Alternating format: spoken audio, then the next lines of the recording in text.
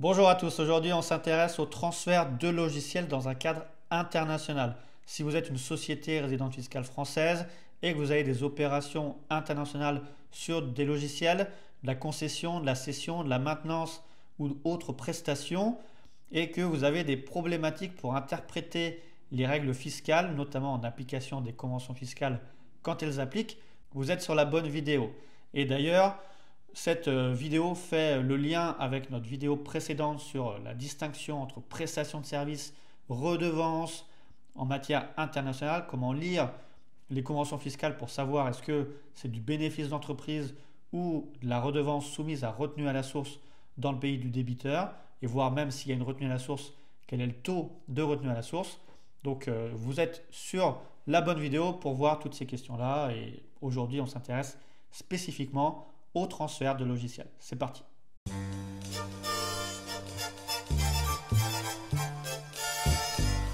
Alors effectivement, la question qui va se poser en matière de transfert de logiciels, c'est de savoir est-ce que c'est du bénéfice d'entreprise ou de la redevance. Et même si c'est une redevance, est-ce que c'est de la rémunération de droits d'auteur au sens de la convention fiscale?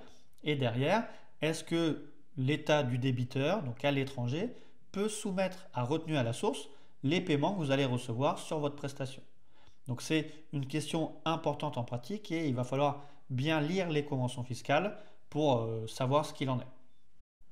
Puisqu'il y a peu de conventions fiscales qui traitent en tant que telles de la question de logiciels, on a quelques exemples type Panama, États-Unis, Italie, Andorre, où là on a une référence directe au logiciel et sur lequel on a plus de lecture sur la fiscalité des logiciels en matière internationale. Également, on sait qu'en matière européenne, entre entreprises associées, on a le droit à une exonération de retenue à la source grâce au 182 B bis du Code général des impôts. Mais pour le reste, effectivement, on n'a pas de réponse claire sur la fiscalité applicable au logiciel et savoir est-ce que c'est un bénéfice d'entreprise, de la redevance, est-ce que c'est soumis à retenue à la source et également à quel taux.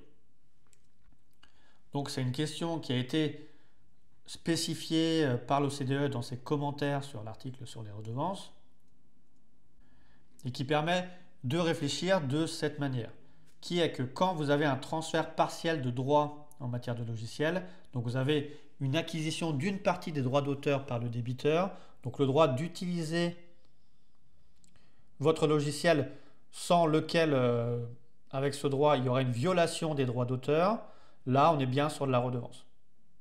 De même, si dans le cas du transfert partiel des droits, il y a des informations spécifiques secrètes qui sont communiquées, type de l'algorithme, du programme, technique de programmation, dans ce cas-là, on reste également sur de la redevance. Par contre, si c'est un simple droit d'utiliser le logiciel pour son propre usage, comme utilisateur final, là, on reste sur du bénéfice d'entreprise. Et c'est la même chose si c'est un droit de faire des copies multiples du logiciel pour ses propres affaires, type licence de site, entreprise de réseau. Là également, on reste encore sur les règles en matière de bénéfice d'entreprise. Et par contre, si c'est du transfert total de droits, donc acquisition de la pleine propriété du logiciel, en général c'est du gain en capital ou rémunération d'entreprise. Et par contre, à chaque fois, malheureusement, il faudra bien regarder ce que dit la convention fiscale. Est-ce qu'il y a des règles spécifiques, puisque c'est le cas notamment avec la Thaïlande, ou même si on fait de l'aliénation de brevets, on reste dans la fiscalité des redevances. Donc il y aura toujours à bien lire quand même la convention fiscale pour, même si vous avez une grille de lecture, vous assurer que vous êtes dans la partie bénéfice ou redevance. Ensuite, si vous avez un contrat mixte avec de la concession, de la prestation de service, de la vente de matériel, on va décomposer chaque flux pour appliquer la fiscalité propre à ces questions. Et notamment, on a eu de la jurisprudence en matière de prestation de maintenance de logiciels, donc en complément de la concession de logiciels, où ça a bien été considéré comme du bénéfice d'entreprise à partir du moment où c'est de la prestation de maintenance simple, sans transfert de procédés secrets ou d'un savoir-faire spécifique, et que c'est bien distinct des opérations de concession opérées dans le contrat de licence. Et notamment dans l'arrêt, on a pu voir que les clients n'étaient pas tenus de recourir aux prestations de maintenance et que les deux prestations faisaient bien l'objet d'une facturation séparée. Donc dans ce cas-là, on reste bien pour cette partie-là sur des bénéfices d'entreprise. Donc ce qui fait que si on veut résumer, si vous avez de la concession de logiciels sans transfert de savoir-faire, donc sans procédé secret, si vous donnez juste le mode d'emploi sans connaissance technique particulier, que finalement le débiteur peut utiliser le logiciel comme un simple outil, par principe, c'est du bénéfice. Donc vous allez suivre les règles en matière de bénéfices d'entreprise et notamment d'établissement stable. On va en parler juste après.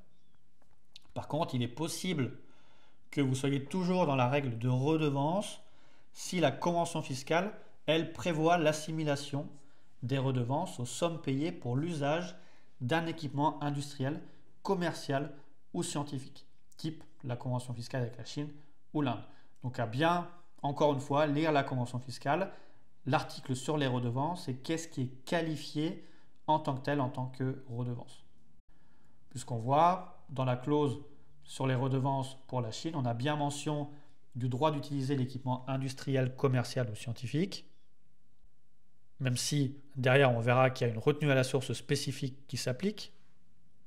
Et également, on a la même chose pour la convention fiscale avec l'Inde, avec l'usage d'un équipement qui vise les rémunérations de toute nature payées pour l'usage ou la concession de l'usage d'un équipement industriel, commercial ou scientifique, également là, comme une redevance, soumise à retenue à la source. Et là encore, on en a parlé plus longuement dans notre vidéo spécifique sur les prestations de services versus redevance, avec l'interprétation spécifique de clauses de la nation la plus favorisée et l'arrêt de la Haute Cour de délit sur la possible exonération sur certaines redevances. Par contre, si vous avez un transfert de savoir-faire en complément de la concession de logiciel, donc vous donnez accès au code source, aux informations pour modifier, adapter le logiciel, là vous allez donner votre information technique et votre expérience acquise. Dans ce cas-là, c'est de la redevance. Et vous allez suivre les règles de l'article sur les redevances. Et bien sûr, il faudra regarder si la convention fiscale elle-même fait une distinction entre droit d'auteur et redevance autre. Parce qu'en France, il faut se rappeler qu'on applique les règles des droits d'auteur au logiciel. Ce qui fait qu'il faut quand même passer un petit peu de temps pour bien lire la convention fiscale et s'assurer de la fiscalité applicable. Ce qui fait que si, pour résumer, on a de la concession de logiciel qualifiée comme bénéfice d'entreprise, vous aurez une imposition unique en France tant que vous n'avez pas d'établissement stable à l'étranger. Donc là encore, comme dans notre vidéo prestation de services redevance, je vous renvoie également à nos vidéos sur les qualifications d'établissement stable. Ce qu'il faut retenir, c'est que par principe, selon les conventions fiscales et selon le modèle de la convention fiscale, si elles sont sur le modèle OCDE, vous aurez un établissement stable si vous avez une installation fixe d'affaires à l'étranger, sauf s'il a un caractère préparatoire ou auxiliaire. Et selon les autres conventions fiscales, souvent vous aurez un établissement stable à l'étranger si vous fournissez les services sur place sur une période qui va excéder 183 jours. Mais si vous ne remplissez pas ces conditions, vous avez une imposition unique en France. Et bien sûr, à chaque fois, de bien regarder dans les conventions fiscales, notamment sur ces aspects de délai passé à l'étranger, notamment avec la convention fiscale avec l'Arabie Saoudite. On retrouve ça avec la Chine et également avec Singapour, par exemple. Par contre, si votre concession de logiciel est égale à de la redevance, là, le principe est retenu à la source à l'étranger sur les paiements faits par le débiteur à l'étranger et vous êtes imposable en France et vous avez le droit à un crédit d'impôt égal au montant de l'impôt payé à l'étranger. Ce qui est le cas par exemple sur l'Inde ou la Chine.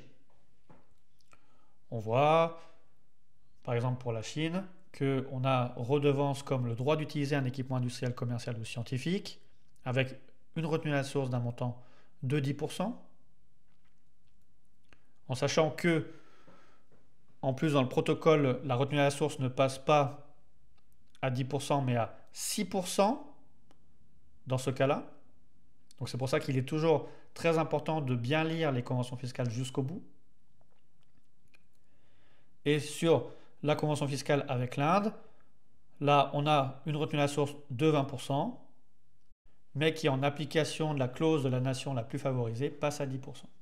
Et on se rappelle également que pour les prestations de services type de direction, il y a l'arrêt de la Haute Cour de Delhi qui permet une exonération même de retenue à la source.